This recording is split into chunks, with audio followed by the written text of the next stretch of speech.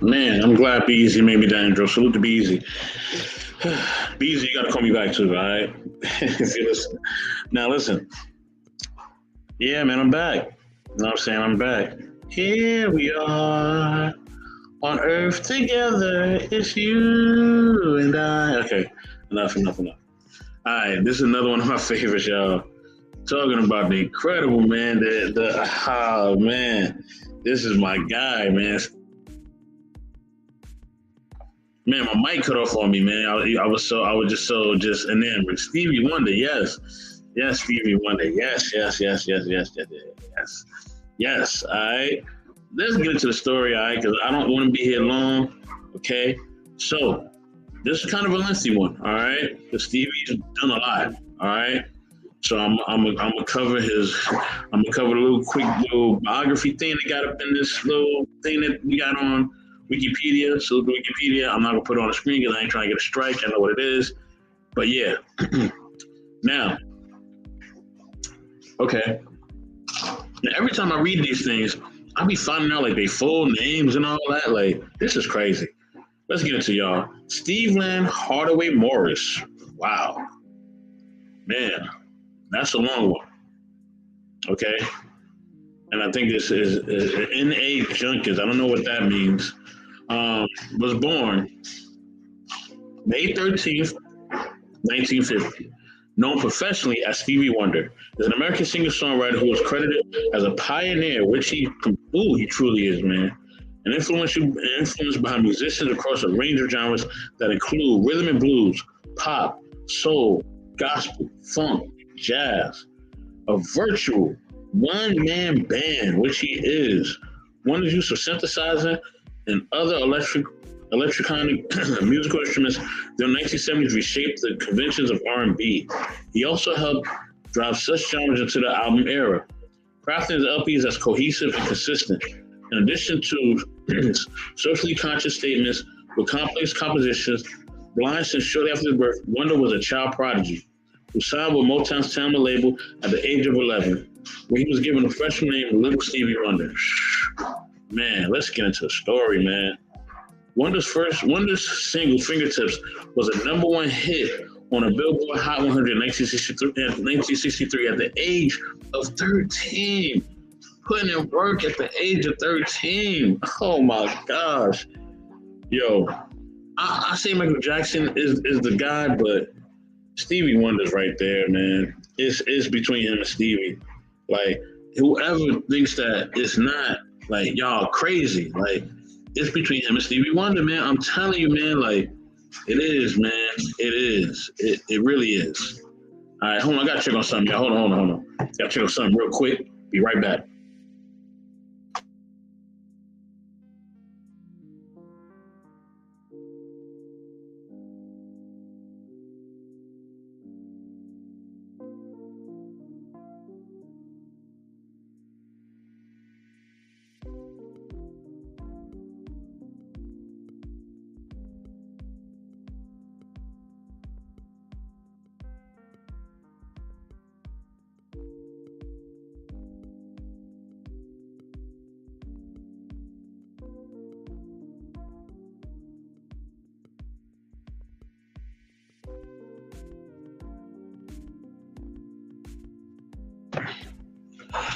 So yeah, him and Mike is neck and neck, and they both have different things that they do great together and different things they do great outside of each other. You know what I'm saying? I'm not gonna compare the two, but him and Mike to me are one and one A, and you could put they're really one and one. I can't even say one A because that's disrespectful.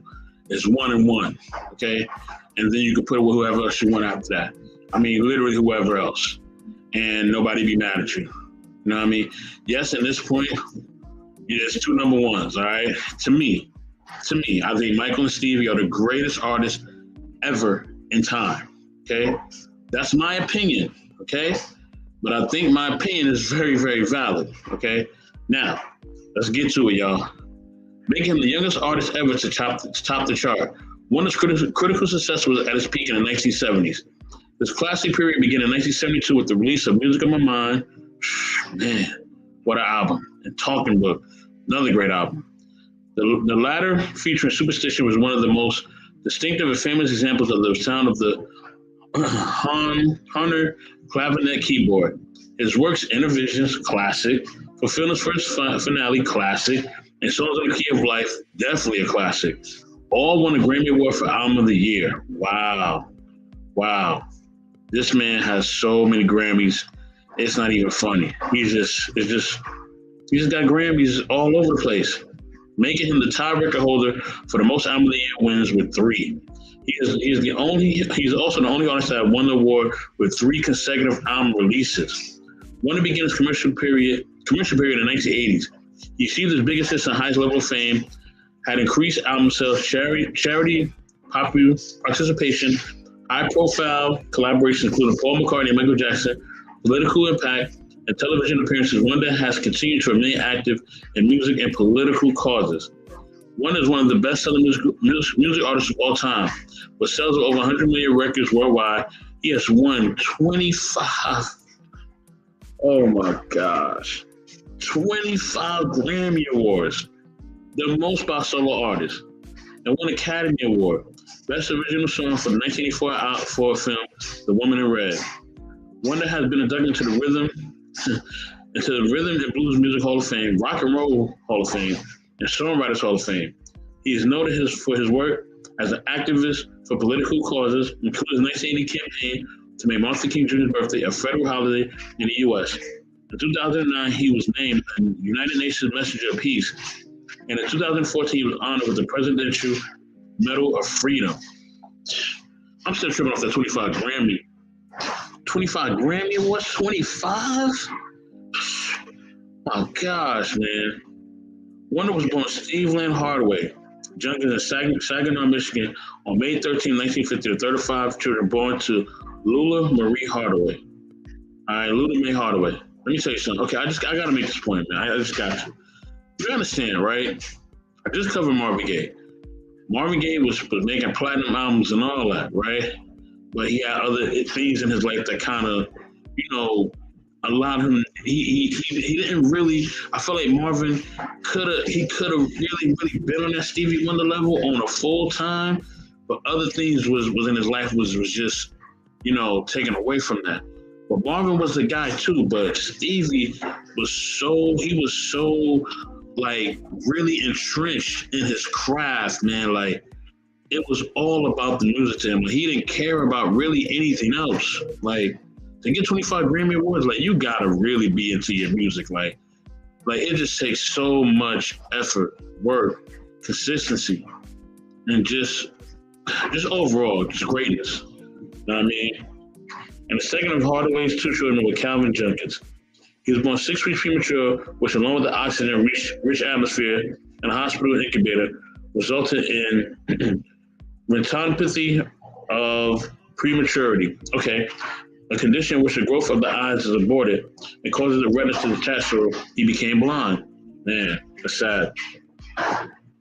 But if he was able to see, would he be able to do more or less? That's another great question, right? Imagine if Stevie Wonder could see and he was able to do more. That'd be crazy. But Wonder was 4. His mother divorced his father and moved with her 3 children to Detroit, Michigan, where Wonder sang as a child in a choir at the Whitestone Baptist Church. She later rekindled her relationship with her first child's father, whose family name was also coincidentally Hardaway. They changed her own name back to Lula Hardaway, going on to have 2 more children. When Steve was signed with Motown in 1961, the surname was legally changed to Morris, which according to Lula Mae Hardaway's authorized biography, was an old family name. Berry Gordy was responsible for creating the stage name of Little Stevie Wonder. He began playing instruments at an early age, including piano, harmonica, and drums. He formed a singing partnership with a friend calling himself Stevie and John. They played on street corners and occasionally at parties and dances. As a child, Wonder attended Fitzgerald Elementary School in Detroit. After his first album was released, The Jazz Soul of Little Stevie, in 1962, he enrolled in Michigan School for the Blind in Lansing, Michigan. All right, let's get into his career, y'all. In 1961, at the age of 11, Wonder sang his own composition, Lonely Boy, to Ronnie White of the Miracles. You don't know who the Miracles are or who Ronnie White is? You know what I say. Do research. White then took Wonder and his mother to an audition at Motown, where CEO Berry Gordy signed Wonder to Motown's Tamla label. Before signing producer Clarence Paul gave him the name Little Stevie Wonder. You know who Clarence Paul is? Do your research. Because of Wonder's age, the label drew up a rolling 5-year contract in which royalties would be held in trust until Wonder was 21. He and his mother would be paid a weekly stipend to cover their expenses. Wonder received $2.50, equivalent to $22 in today's standards, per week, and a private tutor was provided when Wonder was on tour. Wow. Wonder was put in the care of a producer and songwriter, Clarence Paul, and for a year they worked together on 2 albums. Tribute to Uncle Ray was recorded first when Wonder was still 11 years old, mainly covers of Ray Charles songs. Wow. If you don't know who Ray Charles is, a lot of people say Ray Charles is the original Stevie Wonder, and they are correct in that indeed. Ray Charles was the original. All right, before Stevie, it was Ray Charles. Like, and if you don't know who Ray Charles is, I don't know what to tell you.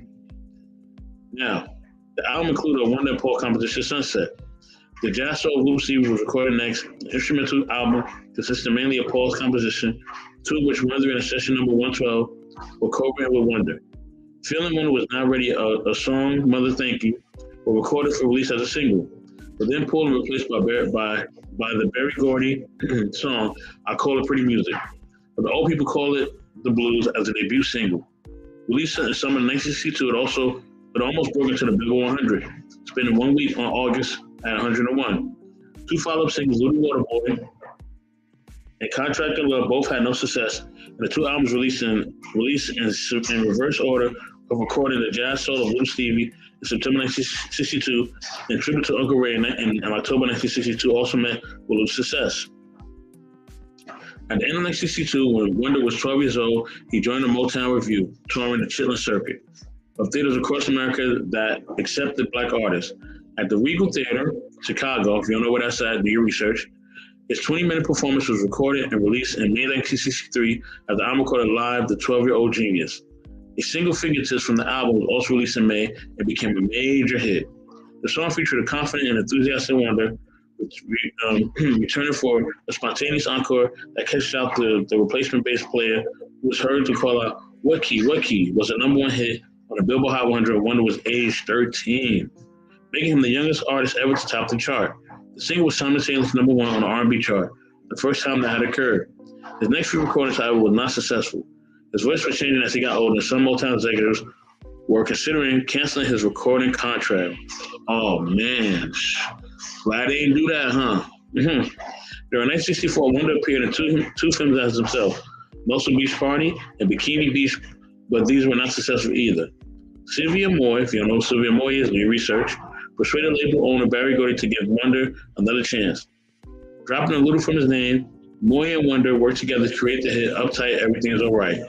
And Wonder went on to have a number of the hits during the mid-1960s, including With a Child Heart and Blowing in the Wind, a Bob Dylan song co-signed by his mentor, producer Clarence Paul. If you don't know who Bob Dylan is, do your research.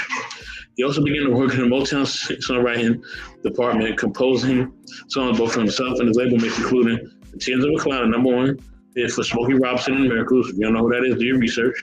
It was first released in 1967, mostly unnoticed as the last track of their Make It Happen LP, but eventually became a major success when re-released as a single in 1970, which prompted Robinson to reconsider his intention of leaving the group. Wow. So so Smokey wanted to do his own thing kind of for a little while, but that made him, stick around.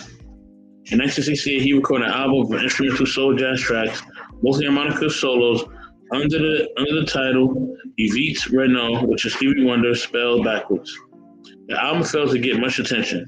Its only single, cover of Burt Bacharach and Hal Davis Alfie, only reached number 66 on the U.S. pop charts and number 11 on the U.S. adult contemporary charts. Nonetheless, he managed to score several hits between 1968 and 1970, such as I Was Made to Love Her, that was my jam. Once in My Life, that's another jam. The Sign Still Delivered, I'm Yours. And number 1 early hits included My Cherie Moore. Oh man, I think that's my all-time favorite Stevie Wonder song. I got a lot of favorites, but that one for some reason man. Let me continue, man. Let me continue. I Was Made to Love Her and Uptight, Everything Is Alright were co-written with Henry Cosby. The hit single Sign Still Deliver, I'm Yours was his first ever self-produced song.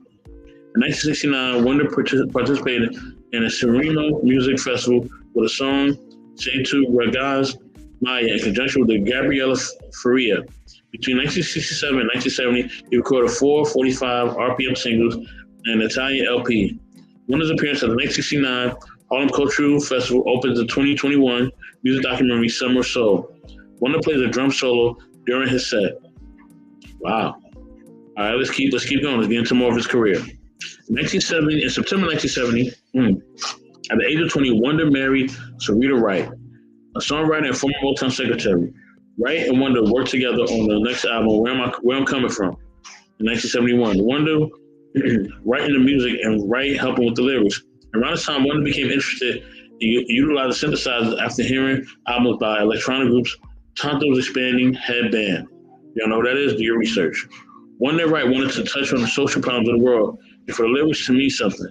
The album was released at around the same time as Marvin Gaye's What's Going On. As both albums have similar ambitions and themes, they have been compared.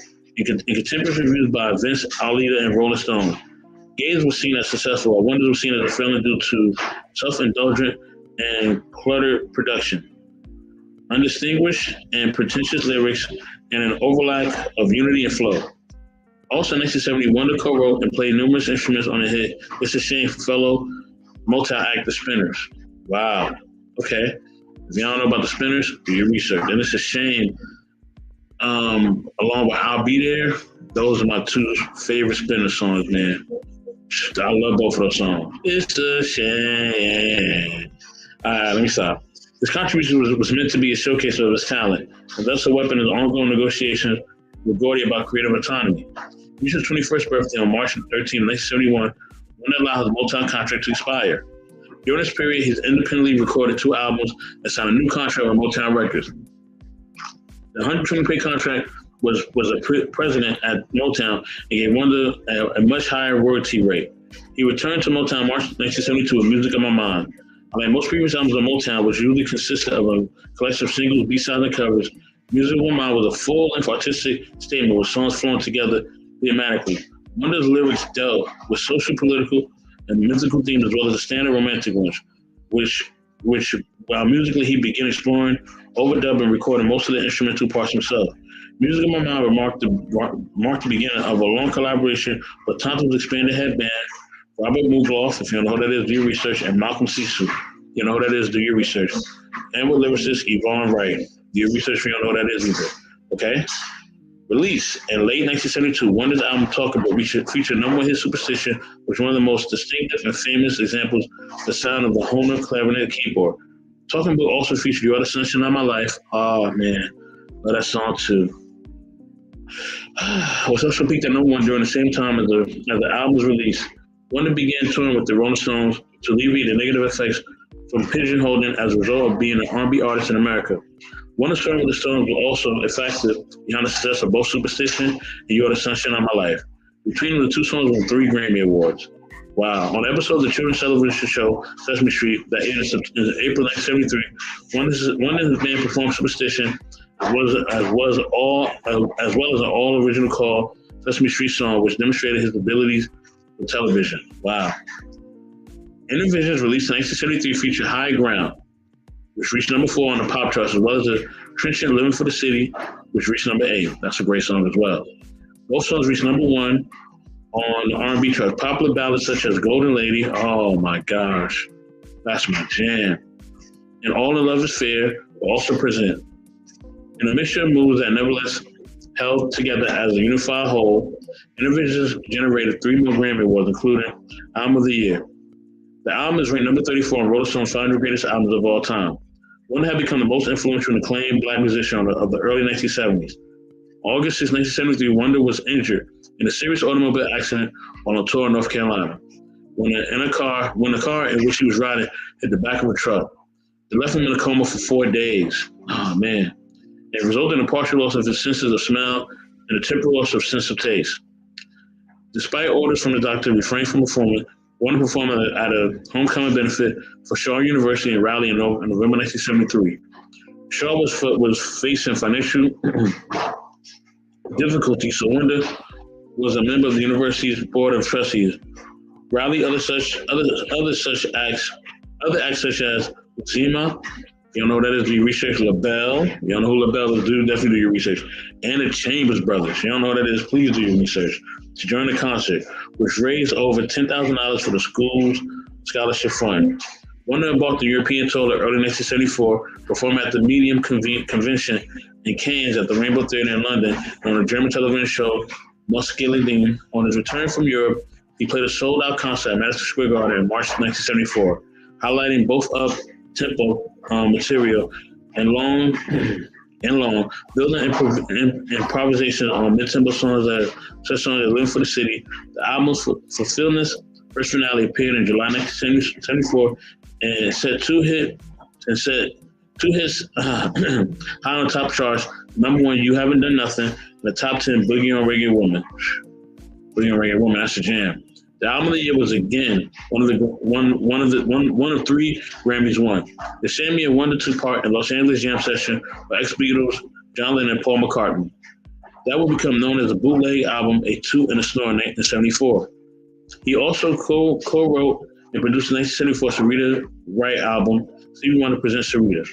On October 4, 1975, Wonder performed at the historic Wonder Dream concert in Kingston, Jamaica, a benefit for the Jamaican Institute for the Blind. In 1985, he played harmonica on 2 tracks on Billy Preston's album, It's My Pleasure.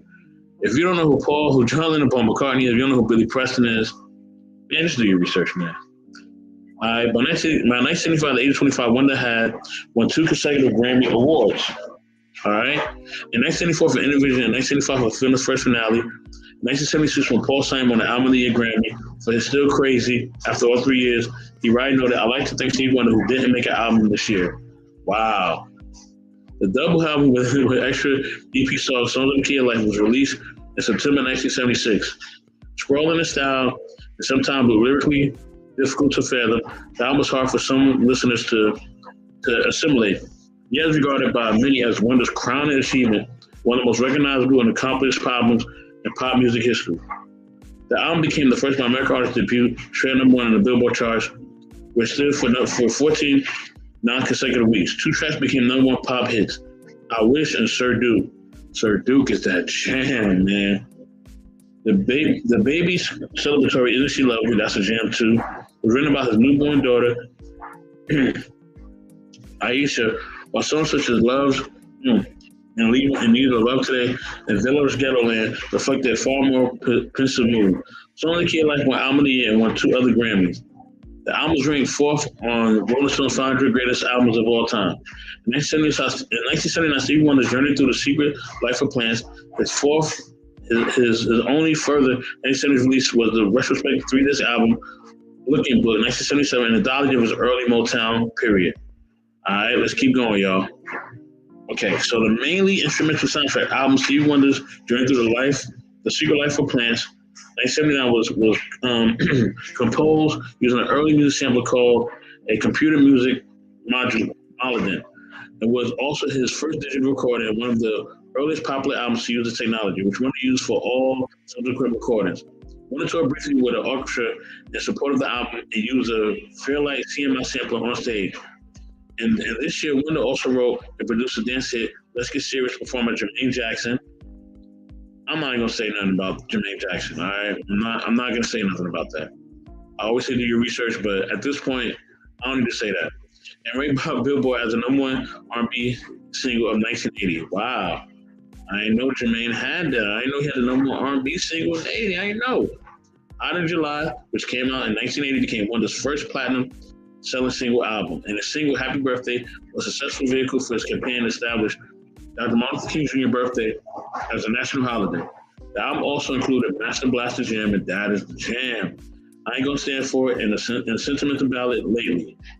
In 1982, Wonder released a retrospective of 1970s work with Stevie Wonder's original Masquerade, which included 4 new songs, the 10-minute funk classic Do I Do, That's the Jam. Beep, beep, beep. Okay, which featured Dizzy Gillespie. I don't need to tell you who Dizzy Gillespie is, all right? I'm not gonna say to do your research thing, but I already said it. That Girl, oh, that's my jam. One of the year's biggest singles to chart on the R&B side. All right, let me stop. Frontline, a narrative about a soldier in the Vietnam War that Wonder wrote and sang in the first person. and Ribbon in the Sky. One of his many classic compositions. He also got number one hit that year in collaboration with Paul McCartney and their P interracial harmony, Ebony and Ivory. Remember that song. In 1983, Wonder performed the song Stay Gold, the theme that Francis Ford Coppola film adaptation of S.E. Hinson's novel, The Outsiders. Great film, and Stay Gold. Oh my gosh. What a song. Wonder wrote the lyrics, of course. In 1983, he scheduled an album to be entitled People Work, Human Play. The album never surfaced, and instead, 1984 saw the release of Wonder's soundtrack album for The Woman in Red. The lead single, I Just Called to Say I Love You, oh man, that's a jam, was a number one pop R&B hit in both the United States and the United Kingdom. It was placed 13th on the list of best-selling singles in the UK, published in 2002. It went on to win the Academy Award for Best Song in 1985. One accepted the award in the name of Nelson Mandela. You know what I mean? I know who Nelson Mandela is. I said Nelson Mandela. That means I'm getting tired. Nelson Mandela was subsequently banned from all South African radio by the government of South Africa. Wow. Incidentally, on the occasion of his 35th birthday, Stevie Wonder was honored by the United Nations Special Committee Against Apartheid for his stance against racism in South Africa that same year, which was 1985. The album also featured a guest appearance by Dionne Warwick. You know who that is? You already know the saying. Singing a duet issue with Stevie and a few songs of her own. Following the success of the album, his lead singer Wonder made an appearance on The Cosby Show, an episode of Touch Your Wonder where he demonstrated his ability to sample. The following years in Square Circle, salute to the homie, Alonzo Hall. Alonzo Hall, what's good, brother? What's good? All right, let's keep it going, y'all. It also featured a ballad, Overjoyed, which was originally written for Journey Through the Secret Life of Plants, but did not make the album. Overjoyed is my jam, man. For a time. Okay, let me stop. He performed Overjoyed on Saturday Night Live when he was the host. He was also featured in Shaka Khan's cover of Prince's I Feel For You. If you don't know what Shaka Khan and Prince is, I'm not going to say what I even say. Alongside Melly Mel. I'm not gonna say nothing else either about that, okay? Playing his signature harmonica. In roughly the same period, he was also featured on harmonica on the Eurythmics single There Must Be an Angel Playing on My Heart, and Elton John's I Guess That's Why They Call It the Blues. If you don't know what Elton John and the Eurythmics is, you already know. One of them featured whoever Bruce Springsteen, that's another one that you should already know, was on an all-star charity single for African Family Relief. We Are the World, and he was a part of another charity single the following year, 1986, the AIDS-inspired Desperate Friends of Four. He played harmonica on the album Dreamland Express by John Denver. You know who that is as well. And the song If Ever, a song Wonder co-wrote with Stephanie Andrews, wrote the track I Do Love You for the Beach Boys. If y'all don't know who the Beach Boys is, salute to Marcus, man. Marcus, what's going on? Self-titled album and playing harmonica on Can't Help Loving That Man on the Broadway album by Barbra Streisand. I don't gotta listen. All these names I'm naming, y'all should know who they are, okay? You should know, all right? In 1987, Wonder appeared on Michael Jackson's Bad album and duet Just Good Friends. Y'all know who Mike Jackson is. And Michael Jackson might be, it's a very, very, look, he gonna be on Black as Gold, okay? Michael Jackson will be on Black as Gold, all right? Ain't no spoiler about that. He gonna be on this, all right? Point blank, period. Certain people you should know I'm gonna cover. And Michael Jackson is one of them. You should know that by now. But it is what it is. All right, so Jackson also sang a duet with him entitled Get It on Wonder's 1987 album Characters. This was a minor hit single, as with Skeletons and You Will Know. You Will Know is a jam. I like that song. Wonder played harmonica on a remake of his own song, Have a Trouble God from Song in the Key of Life in 1976 on John Gibson's album Body and Soul. Okay. So if y'all know who John Gibson is, do your research. Y'all know what it is. You know what I'm saying? Everybody giving their salutes, you know what I mean? Y'all know what it is. In the 1990s, Wonder continued to release new material at a slower pace. He recorded a soundtrack album for Spike Lee's film Jungle Fever in 1991. From this album, singles and videos were released for Gotta Have You, Fun Day Remix Only, These Three Words, That's the Jam, and Jungle Fever. You know, Jungle Fever is a low-key hit, man. A lot of people like Jungle Fever as well. The B-side to the Gotta Have You single was Feeding Off the Love of the Land, which was played during the end credits of the movie Jungle Fever. It was not included on the soundtrack. A piano and vocal version of Feeding Off the Love of the Land was also released on a Nobody's Child Romanian Angel Appeal compilation. Conversation Piece and the live album Natural Wonder was released in the 1990s. In 1992, Wonder went to perform at Panafest, a new international festival of music, high hill, Benya, and Ghana. Okay, so he went to Ghana, okay, which is in Africa.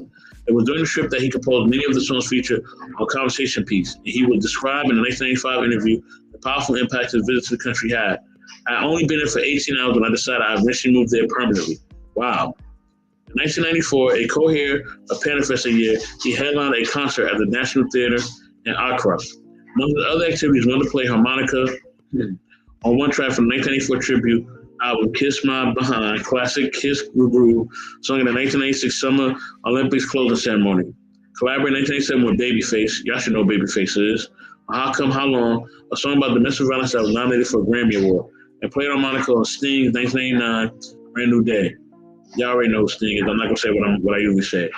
In early 1989, Wonder had performed in the Super Bowl halftime show. In May 1989, Rutgers University presented Wonder with an honorary doctorate degree in fine arts. In December 1989, Wonder announced that he was interested in pursuing an intraocular retinal prosthesis to partially restore his sight. Okay. All right.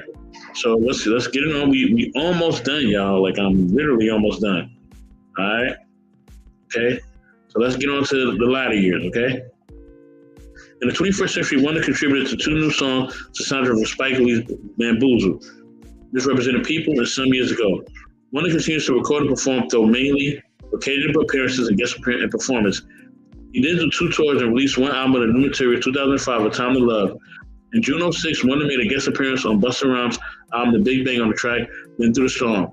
He sings the refrain and plays the piano on Dr. Dre's Sha Money XL produced track. He appeared again on the last track of Snoop Dogg's album, The Blue Carpet Treatment, Conversation. The song is a remake of the Have a Talk with God from Songs of the Key of Life. In 2006, Wonder staged a duet with Andrea Bocelli. If you don't know who Andrea Bocelli is, man. On the latter's album, Amore, offering harmonica and additional vocals on Canzonia's Still Net. Wonder also performed at Washington, D.C.'s Hostess Capitol 4th celebration. His key appearances include performing at the opening ceremony of the 2002 Winter Paralympics in Salt Lake City. In 2005, live in concert in Philadelphia. The pregame show for Super Bowl in 2006. The Obama inaugural celebration in 2009. An open ceremony in 2011. Special Olympics World Summer Game in Athens, Greece. Okay, Wonder's first new album, In 10 Years, A Time of Love, was released in October of 2005. To lower sales than previous albums and lukewarm reviews. Most reviewers appeared frustrated at the end of the long delay to get an album that mainly copied the style of Wonder's classic period without doing anything new. The first single, So What's the Fuss, was released in April. The second single, From the Bottom of My Heart, was a hit on adult contemporary R&B radio. The album also featured a duo with India.Arie. Man, India.Arie. Y'all should know who that is. On the title track, A Time to Love. Wonder did a 13-day tour on North America in 2007, starting in San Diego. August 23rd, this was his first U.S. tour in more than 10 years. September 8, 2008, he started the European leg of his Wonder Summer Night Tour, the first time he had toured Europe in over a decade. His opening show was at the National Indoor Arena in Birmingham in the English Midlands. During the tour, he played 8 UK gigs, 4 at the O2 Arena in London, filmed the HD and subsequently released at a live concert as a live concert release on DVD and Blu-ray, Live at Last. Yeah, let me go back. I lost my place. Let me go back. Hold on, y'all. Hold on. I think I should be able to pull it right back up. Yep, I am. Okay, I'm almost there. There we go. Okay. 2 in Birmingham, 2 at the MEN Arena in Manchester.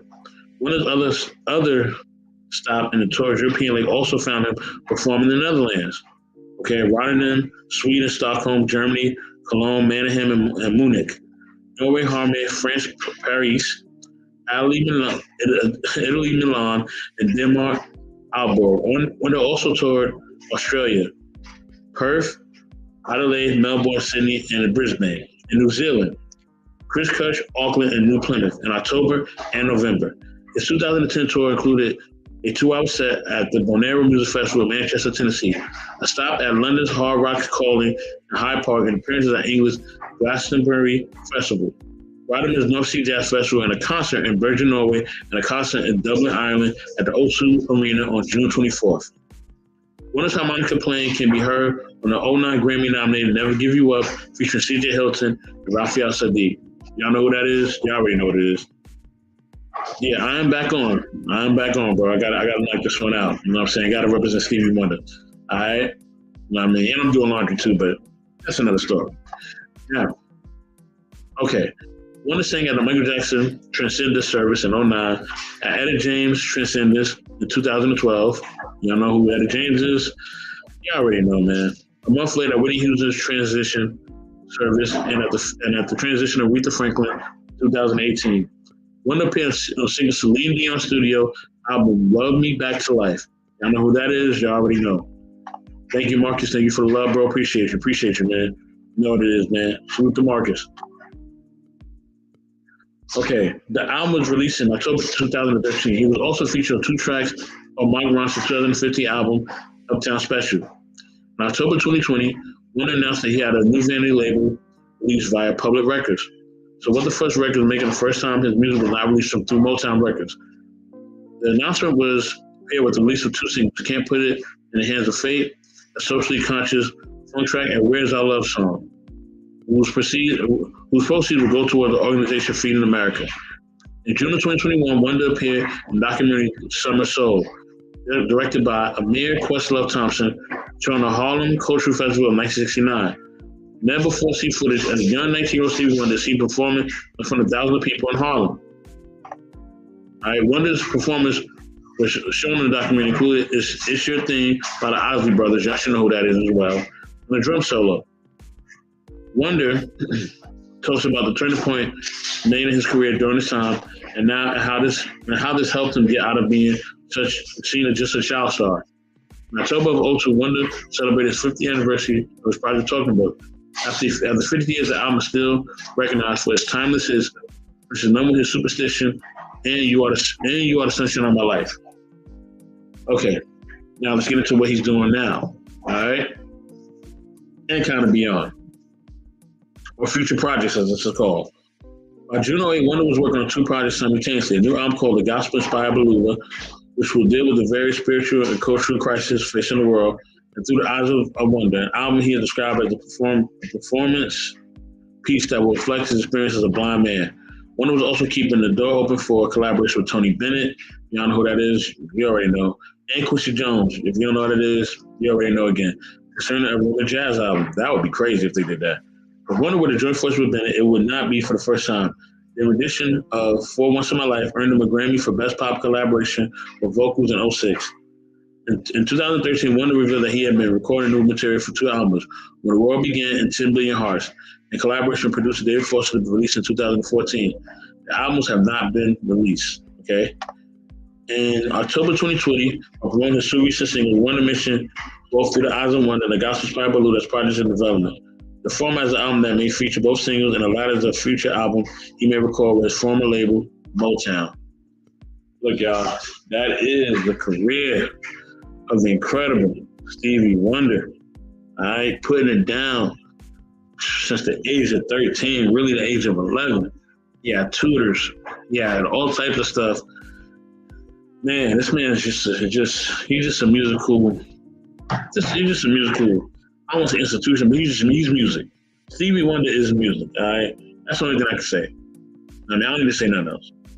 But I will say, be intentional. I'm being intentional right now of relaxing, eating some cereal, all right, and chilling, all right? That's what I'm about to do. Salute to Marcus, salute to Truth, salute to Lonzo Hall, salute to everybody, man, showing me love, man. You know what I mean? And y'all already know, man. Y'all already know what it is. You know what I'm saying? So, yeah. Much love to y'all, man. Check me out. Holla at me. You know what I'm saying? I might be doing some more, you know what I'm saying, little Black is Gold material that's kind of off the cuff. Some people say they want me to do certain people. And I've told y'all, all right, if you want me to cover certain people, you have to be here to cover them with me. I'm not doing this by myself if you want me to cover somebody. All right. I mean, you can't say, "Hey, cover Medgar Evers," and I'm like, "All right, I'll just do it." Or and then these are great people. I mean, or cover Beyonce. I'm like, "All right, cool." Like, no, if you want me to cover these people, okay, then you got to be here for it. I'm not doing this on my own. If you want me to cover somebody, I have a list of people. Okay, I have a list of who goes. It's all in order. Okay, and if you want to stop, you know what I mean, or kind of get in between that, or kind of, have me do something that, makes me add future episodes to this, which I don't mind, you got to let me know when you want to do this, and you got to let me know, you know what I'm saying, basically who the person is, you know what I mean, all that. Like, you got to put in some work. Like, I'm not doing this on my own. You know what I mean? I'm doing the list I got on my own because, that's what I've vowed to do. But outside of that, I'm not doing I'm not doing no extra ones on my own. Nah, and I kind of finish up. I only got 8 days left. You know what I'm saying? This is the 20th, and I'm not even halfway done. You know what I mean? This weekend was so crazy, I couldn't even do some of these episodes. So I'm doing 2 at a time so I can catch up. You know what I mean? And I'm gonna knock out 18 and 19 tomorrow. So I might even do 20 tomorrow. I might do 20 tomorrow. I doubt it because I got modern relationships in the evening. But yeah, 20 and 21 will be probably on the 21st, more than likely. You know what I'm saying? More than likely, because I'm gonna definitely try to knock out 18 and 19 tomorrow. That is my plan. I'll probably wake up and just knock those out real quick. That's why I'm saying 20 may come. 20 might come tomorrow, y'all. I might do episode 20. I might drop that on your head. Can I give you a preview of episode 20? Let me see. Let me give him a preview of episode 20. I think sure will. All right. He said, I don't want that misfire. Oh, Lord have mercy. Look, everybody just need to get along, all right? That's all I'm asking. Everybody need to get along. Some of y'all doing too much out here in the YouTube streets. Not YouTube gentlemen. Y'all already know. Y'all my brothers. Y'all cool. Some people are doing too much out here, man. Y'all need to chill. Like, chill, especially with the whole putting down women shit. Like, I'm just not with that. But that's another show for another time. So let me give you a preview of number 20. Wow. So this person, number 20, I'm going to just say she ain't no joke. All right, that's all I'm going to say. 21, he ain't no joke. All right. 2021, these are some people. All right.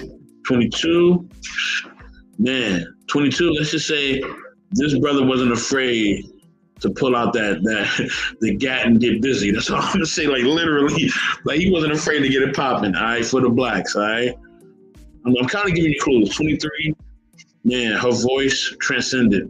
That's all I'm gonna say. 24 was the voice. She was the voice. I'm kind of giving y'all clues, right? 25, he was the greatest. He was the greatest. Right? I am the greatest. If you don't know who that is, then I can't help you.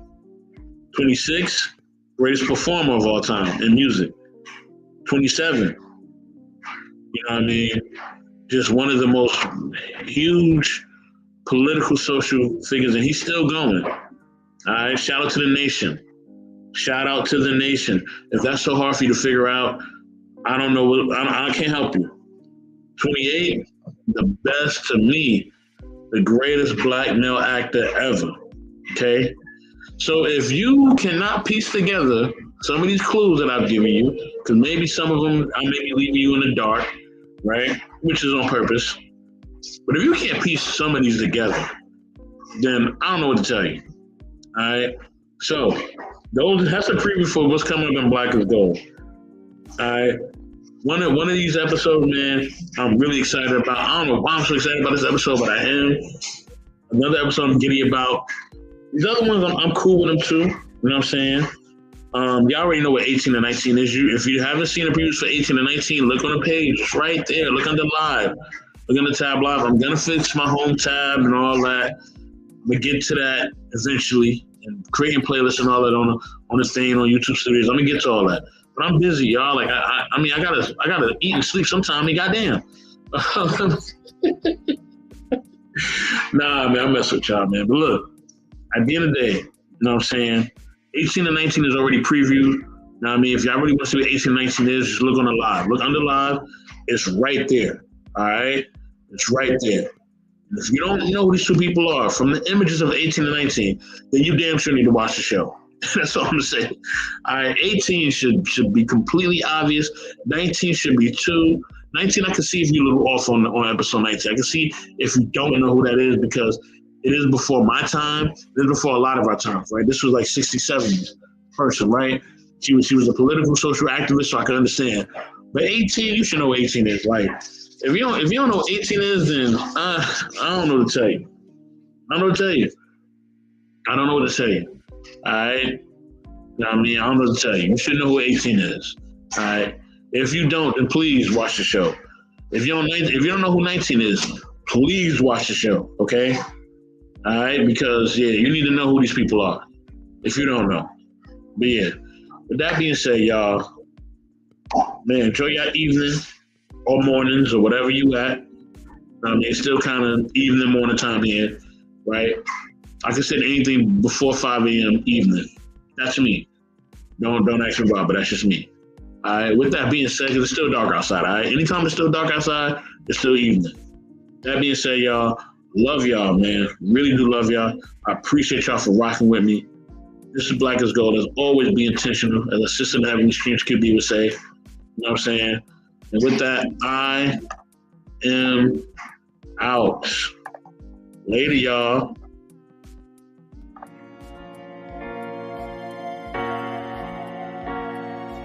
The DJ.